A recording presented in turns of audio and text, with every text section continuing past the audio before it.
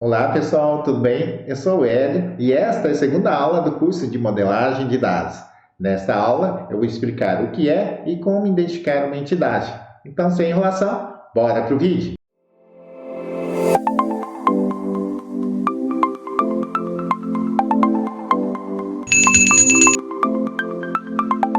E estamos aqui na nossa segunda aula do curso de modelagem de dados. O objetivo desta aula é que você consiga compreender e identificar as entidades de um sistema. Mas antes, vamos ver o que é modelagem? Eu sei, pessoal, que é muito mais divertido fazer a coisa acontecer, criar tabelas, telas do sistema, inserir registros. Mas veja bem, se não souber o que devemos fazer, não há como fazer. Concordam? Ou pior, se vocês acham que sabe e não valida com o cliente, corre um risco muito grande de fazer tudo errado. E isso, meus caros, ninguém vai gostar, porque gera retrabalho e custo. Assim, ter ciência do que é necessário fazer é fundamental para que você se torne um excelente profissional, pois ao invés de improvisar, você irá planejar o que é necessário fazer. E a modelagem ajuda justamente nisso. Então, bora lá?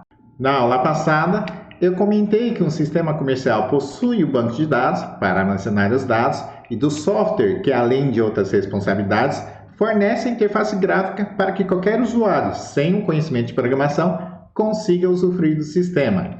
Para entender quais dados são relevantes para o desenvolvimento do projeto e como estarão organizadas, realizamos a modelagem dos dados. Mas antes, é necessário entender como a empresa funciona, e é por isso que realizamos o levantamento e a análise de requisitos. Na modelagem, não definimos os valores dos dados, mas sim como estarão organizados. Como, por exemplo, se considerarmos que o refrigerante, o chocolate ou o doce é um grupo de objetos, definiremos uma única estrutura de dados para representá-los. É como se estivéssemos fazendo o esqueleto de uma planilha, definindo o nome e as colunas. Esse grupo de objetos é o que nós chamamos de entidade, e as colunas, as características, seriam os atributos. É identificando todas as entidades do projeto que definimos o esquema, que é toda a estrutura de dados de um sistema. Esse esquema é implementado no banco de dados, e os dados, os valores em si, serão informados pelo usuário final através da interface. O usuário final não tem acesso para alterar essa organização, esta estrutura de dados. Quem tem esse acesso somos nós, os desenvolvedores. Porém, uma vez que alteramos essa estrutura, essa organização, será necessário implementar essa alteração no banco de dados e também no desenvolvimento. Ou seja, retrabalho e confusão para o usuário final. É por isso que devemos caprichar na modelagem de dados. Quanto menos errar na modelagem, menos retrabalho. Mas e aí, como identificar as entidades? As entidades são um grupo de coisas que pertencem à mesma classe, um conjunto de dados que são relevantes para o sistema que você está desenvolvendo. Essas coisas seriam objetos ou procedimentos. Assim, basta classificá-los. Vamos para o exemplo prático. Vamos tentar identificar as entidades do supermercado. Mas antes de mais nada, vale ressaltar aqui que as entidades e seus atributos só podem ser identificados após o levantamento e análise de requisitos. Aqui vamos exemplificar com o intuito de aprender. O que vocês estão enxergando aqui na seta? Aqui mais no fundo, do lado, na frente, aqui também, e aqui, e aqui, e aqui. Diante de tudo que estamos enxergando, acabamos de classificar um conjunto de objetos e assim identificamos a nossa primeira entidade, a entidade produto. Agora, diante de todos os produtos, vamos abstrair as características. As características seriam os atributos de uma entidade, neste caso, os atributos do produto. E abstrair é considerar o que realmente importa, ou seja, diante de todas as diferenças de todos os produtos, o que realmente importa, o que todos têm em comum. Neste caso, eu considerei o nome, código de barra, preço e estoque, mas poderia ser considerado vários outros, tá? Lembrando que só estamos exercitando. Tudo isso é definido de acordo com o levantamento e análise de requisitos. Bom, além do produto, vamos tentar identificar outras entidades. Uma sugestão é que vocês pausem o vídeo e tentem fazer sozinhos. Então, bora lá! Vocês estão enxergando este menino, este senhor, esta senhora, este moço, esta moça, e este. Então, da mesma forma que o produto, estamos classificando um outro grupo que pertence a uma mesma classe e possui os mesmos atributos, as mesmas características. E assim, estamos identificando a segunda entidade, a entidade cliente. Poderia ser pessoa? Aí vai depender do objetivo. Se o objetivo é representar todas as pessoas do sistema, aí inclui, além dos clientes, os funcionários e os fornecedores que estão lá no fundo. Aí estaria correto. Mas a questão é, o que seria mais útil para um sistema de gestão de vendas de produtos de um supermercado? O cadastro genérico de uma pessoa ou os cadastros específicos de cliente, funcionário e fornecedor? Neste caso, os cadastros específicos estariam mais organizados e esta organização seria mais útil para a empresa porque permite a identificação se uma pessoa é um cliente, funcionário ou fornecedor. Assim, vou manter a entidade cliente e vou aproveitar o gancho e colocar como as entidades identificadas funcionários e fornecedores.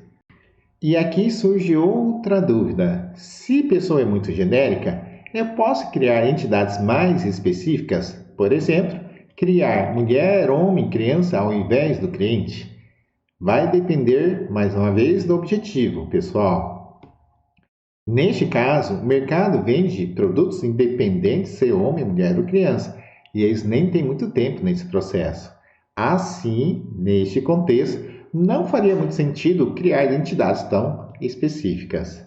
Na modelagem é assim, pessoal, devemos ter um bom senso de, conforme o levantamento e análise de requisitos, não definir entidades tão genéricas e também não criar entidades específicas sem a necessidade. Então, vamos lá, pessoal, manter o cliente e vamos identificar os atributos. Eu coloquei aqui como exemplo, para o cliente, nome, CPF, sexo e data de nascimento. Para o funcionário, eu defini nome, CPF, telefone e filiação. Telefone, porque se o cara chegar atrasado, tem que ligar lá para ele, certo? E para o fornecedor, nome, CNPJ, telefone e contato. Bom, além das entidades concretas, os objetos, aquelas que podemos ver, existem também as entidades abstratas, que geralmente representam procedimentos.